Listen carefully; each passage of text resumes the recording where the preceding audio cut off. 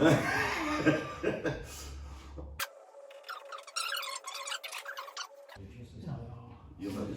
again, you know me, I'm as OCD as you. That's the thing, fucking mega. We could have run an A line and take 10 minutes, 10 hours just running one line, exactly the same. Like I say, it's like that line that comes out the fuel pump there, goes round, up and over. Yeah. We had to make that twice. The bends in it. Then I've had to send it to the polishers. And I have to drive down to the polishers, which is Derby. So it's a 5-hour trip down, 5 hour back again to get it. So it's like the time, like you say, you could make an AM line with that. 10 seconds. And it'd take long, but I've probably got like 4 hours in making that one line. But it's doing things right. So it's people like will know Ben from this car. This was the original build. Obviously advertising PVS. The helmet is not flattering at all, but hey ho. And to even look, he's bought himself a golf cart. So obviously when he's done the run, he can stop and tow it back to the pits. Painted the same colour as the Corsa. OCD, maybe a little bit. Welcome back.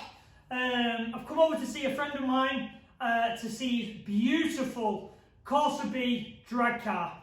And to say he's got OCD is unbelievable. I thought I had OCD with making things really nice, but this thing is another level. And shall I say, probably the best Corsa B there is. And to go into a bit more detail before I start walking around it, this has followed specification, kind of like the high-powered, really fast front-wheel drive drag cars in the US. So this is literally, I'd like to say, money no object. It's taken 5 years, so this has got the best of the best on it. I'm really excited to see it finished, but we've come over, it's about 85-90% done, just to admire the work, to go around it, because it is a thing of beauty. So let me get the camera now, let me do a bit of walk around and a talk, and we'll go from there. Before we get into it, please consider subscribing to the channel and clicking the bell to get notifications. So we've took the one-piece fiberglass front end off. And to give people, an input of how long and why these projects can take so long, the one-piece front end, it's obviously all fiberglass, has taken around 150 hours just to make. And if you look up there, there's the mold, so it can replicate more if there's any problems in the future. But again, where do I even start going into tech specifications on this thing? I'm going to miss so much out. You've got the fuel tank, I think it's a GTX 42 turbo, titanium boost pipes, titanium exhaust, custom manifold, custom inlet. If you go down the back, we've got 8 injectors. For the eagle-eyed people, no intercooler, no charge cooler, because it's going to run on methanol. It's everything is so high-end and the best of the best. EGT sensors, ATI dampener, fully tubular chassis front end. It's very hard to pinpoint one little thing on this and just to show you, because there is so many little things. The thing that really stands out for me is this type of work. Now, to anyone who doesn't know, you could run an AN line, just a piece of rubber hose from there and down into the breather box. But everything has been done in aluminium, all the hard lines. So you've got, all these, every single part. And just to look at, the time and effort that goes into making all the bends and making it fit. You've got one down here, which goes out, around and down. You're not doing that first go. You can be 2 or 3 goes in and you still might not get it right. So the detail is mind-blowing.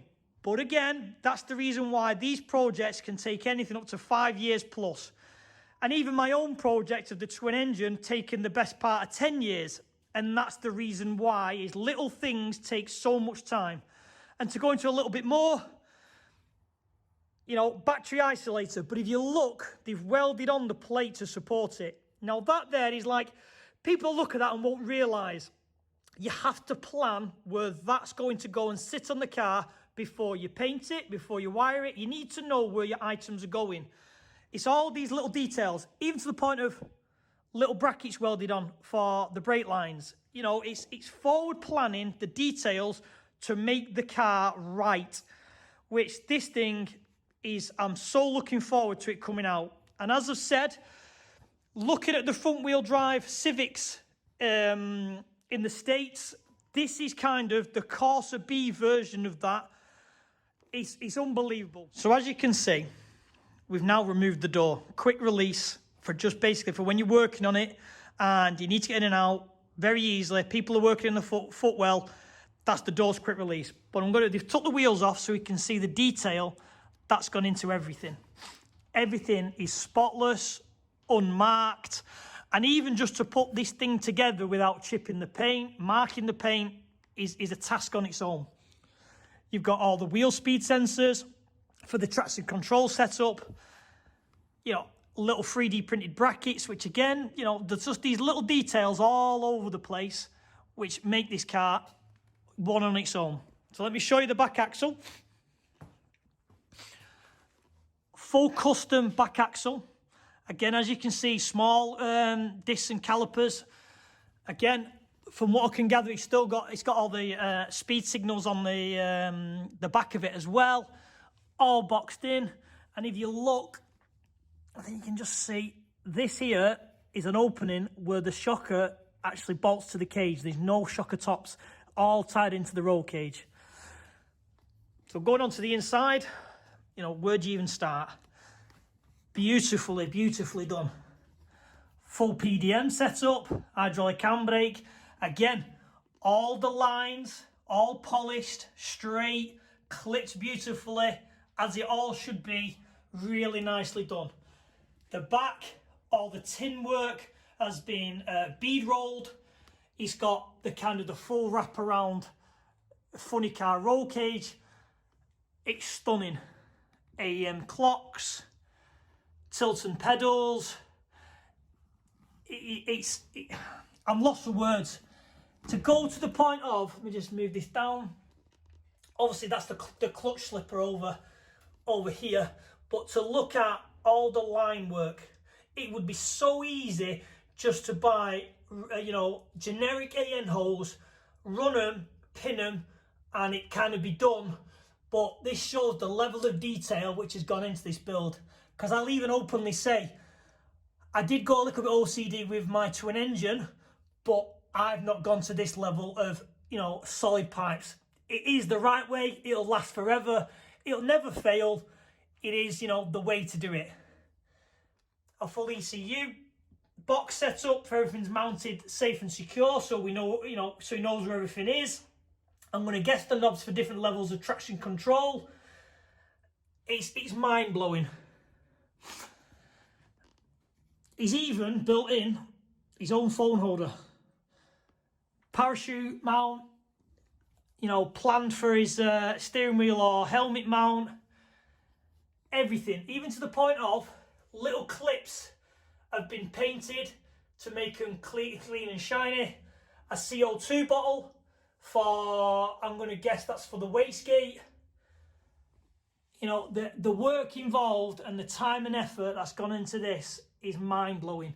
Even to the point of, I don't know if you've spotted, carbon fibre roof to get some weight out. It's beautiful. There is, I would say, there's not many cars I walk around where I wouldn't go, well, I changed that. This, there is not one thing I would change. And I would probably go as far as to say, if I had a money no object build, this is how I would build one. Mega car, mega. I'm so glad I have come over to see it in person, because I think a lot of people have seen this car online, and to stand in front of it, you do not realise the amount of time and effort that has gone into this. Now, some people will have seen that, you know, I've shown a lot of, you know, floor pan swap cars. That is easy built compared to this. This is another level completely.